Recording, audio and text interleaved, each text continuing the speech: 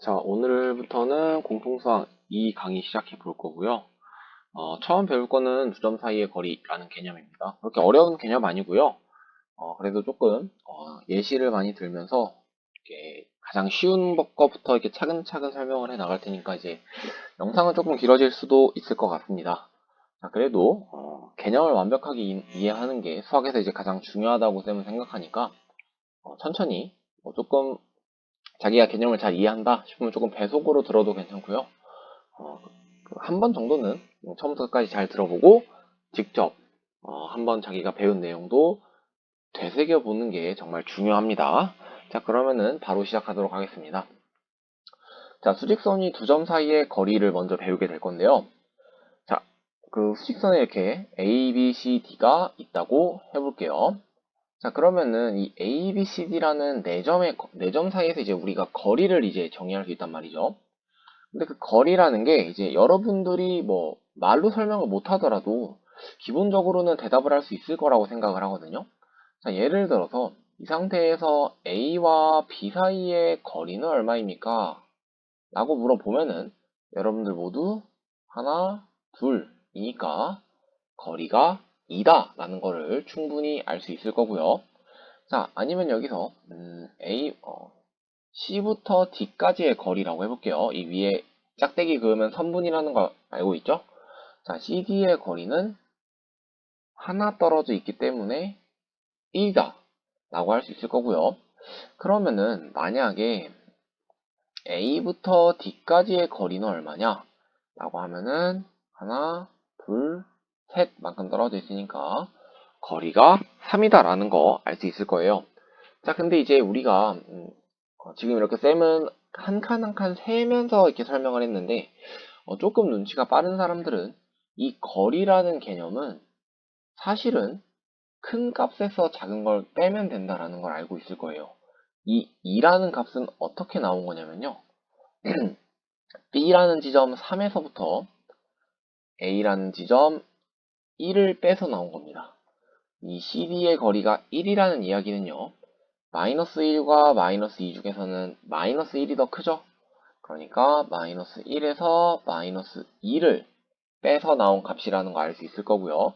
AD의 길이도 마찬가지로 큰 값 1에서 마이너스 2를 빼서 나왔다 라는 거를 충분히 이해하실 수 있을 거예요.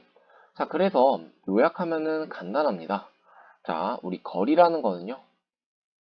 기본적으로 큰 값에서 작은 값을 빼주시면 됩니다. 자, 뭐 큰 값이라는 거는 이제 수직선에서 오른쪽 이렇게 있다는 거 알 수 있을 거고요. 작은 값이라는 거는 수직선에서 왼쪽입니다. 자, 뭐 추가적으로 만약에 두 값이 동일할 수도 있겠죠. 두 값이 동일한 경우에는 큰 값, 작은 값을 구분할 수 없고 어차피 똑같은 값이기 때문에 빼면은 0이 나온다라는 사실도 어, 충분히 알 수 있을 것 같습니다. 자, 그러면은 거리라는 건 큰 거에서 항상 작은 걸 빼다 보니까 또 하나 중요하게 알아두면 좋은 개념. 거리는 항상 0보다 크거나 같다라는 개념 굉장히 중요한 개념입니다. 자, 이렇게 해서 굉장히 간단하죠. 수직선에 두 점이 있으면요. 정말 그냥 단순하게 큰 값에서 작은 값을 빼기만 하면은 무조건 거리가 나온다는 거예요. 자, 그런데 그러면 만약에 어떤 A라는 점이 A고요. B라는 점이 B라고 했을 때 이 A, B 사이의 거리는 얼마일까요? 뭐 또는 어떻게 표현할 수 있을까요? 자, 여기서는 이제 아까 배운 개념을 그대로 사용하고 싶은데 무슨 문제가 생기냐라는 거예요. 자, 이때 생기는 문제, A랑 B 중에 누가 더 큰지를 우리가 알 수가 없다라는 거죠. 자, 그러면 이걸 해결하기 위해서 우리는 어떻게 해줘야 될까요? 자, 간단하게 우리는 경우를 나눠주면 됩니다. 자, 첫 번째, 만약에 A가 B보다 커요. 그러면은 A가 더 큰 거니까 A에서 B를 빼면은 거리가 나오겠죠. 만약에 A가 B보다 작으면 이때는 더 큰 값인 B에서 A를 빼야 AB라는 거리가 나오겠죠. 이렇게 되면 같다라는 게 빠지니까 뭐 같은데 같다는 어디에 넣어도 0이 되죠. 그러니까 쌤은 여기에 같다를 추가하도록 하겠습니다. 어디에 넣어도 상관없어요. 같다는 둘 중 한 군데 빠지지만 않으면 됩니다. 자, 그러면은 이 A, B 사이의 거리라는 거를 우리가 결국은 이렇게 경우를 나눠서 표현할 수가 있다라는 건데, 이렇게 매번 나눠서 표현하려고 하니까 굉장히 번거로워요. 자, 그래서 우리는 어떻게 생각을 할 거냐면요. 이 거리라는 거는 왜 큰 거에서 작은 걸 빼야 되는 거냐면요. 항상 양수로 만들어 주기 위해서 그랬던 거였거든요. 자, 근데 이제 우리가 배웠던 개념 중에, 지금까지 배웠던 개념 중에 항상 양수로 만들어 주는 수학적인 도구가 있어요. 항상 플러스가 나오도록 하는 도구. 바로 무엇이었냐면은, 자, 이거 알고 있으면 공부를 여태까지 열심히 하신 겁니다. 바로 절대값입니다.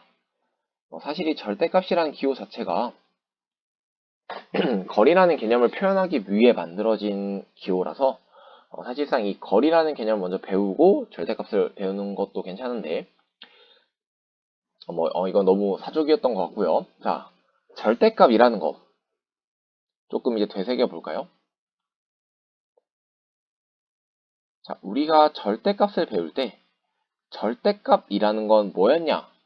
라는 질문에 정확하게 배우신 친구들이라면 대답할 수 있을 건데, 자, 수직선 위에서 원점에서부터 떨어진 거리였어요, 거리. 이 절대값이라는 것 자체가 거리라는 정보를 담고 있기 때문에 이 절대값은 항상 양수가 나오도록 만들어주는 거였거든요. 자, 예를 들어 절대값 a라는 게 있으면요. 만약에 a가 양수라면 절대값은 그냥 a를 뽑아냈고요. 절대값이 만약에 음수라면 마이너스를 붙여줌으로써 이 a값 자체가 마이너스였는데 마이너스를 붙여줘서 플러스로 만들어주는, 그래서 결과가 항상 플러스가 나오도록 해주는 거였습니다. 자, 그래서 이 개념을 우리가 그대로 가져오겠다는 거예요. 그래서 만약에 A, B 사이의 거리를 물어봤을 때 우리는 A가 큰지 B가 큰지를 몰라서 누구에서 누구를 빼야 되는지 고민이었잖아요. 자, 그거를 고민도 하지 말고 그냥 A에서 B를 뺀 거에 절대값을 씌워주면은 어차피 항상 양수가 나올 거다라는 겁니다. 자, 잠깐 이것도 둘 중 하나 여기 추가해 주셔야 됩니다. 자, 한번 살펴보면요. 만약에 A가 더 커요. 그러면은 그냥 나오겠죠. 만약에 B가 더 크면은 마이너스를 달고 나올 텐데 이거는 B 빼기 A랑 똑같죠. 그러니까 이 절대값이 내가 아까 원하던 이 상황과 같은 결과가 나온다라는 거예요. 역시나 갖다 하나 붙여주셔야 되고요. 그렇기 때문에 이제 결론입니다. 우리는 거리라는 거는 조금 정리하게 정리하기 전에 한번 가볍게 예시만 조금 살펴볼까요? 자, 만약에 이제 우리가 A가 3이고 B가 5면은 이때 두 점 사이의 거리는 무조건 큰 거에서 작은 걸 빼야 됐었죠. 그러니까 AB가 5라는 걸 알고 5 빼기 3이라서 2라는 걸 알고 있는데, 자, 이걸 굳이 절대값으로 한번 표현을 해보면은 절대값을 썼을 때 좋은 점은 누가 더 큰지 생각을 안 해도 괜찮다는 거예요. 이렇게 3에서 5를 빼도 2가 나올 거고요. 5에서 3을 빼도 2가 나올 겁니다. 그러니까 포인트는 우리가 누가 더 큰지 정확하게 알 수가 없을 때, 그럴 때는 절대값을 이용해서 표기하면은 문제가 생기지 않는다라는 겁니다. 자, 그래서 이번 단어 내용 요약할게요. 자, 지금 공부한 내용 딱 두 가지만 기억하시면 됩니다. 자, 첫 번째는요. 거리라는 개념은 기본적으로 큰 값에서 작은 값을 빼주시면 된다라는 겁니다. 자, 근데 만약에 문자가 있어서 누가 더 큰지 대소 비교가 불가능하다면 그때 무엇을 써주면 된다? 절대값으로 표기해주자. 이렇게 두 가지 내용이 이번 단원의 가장 핵심적인 내용입니다. 거리라는 거 큰 거에서 작은 걸 빼시면 되고요.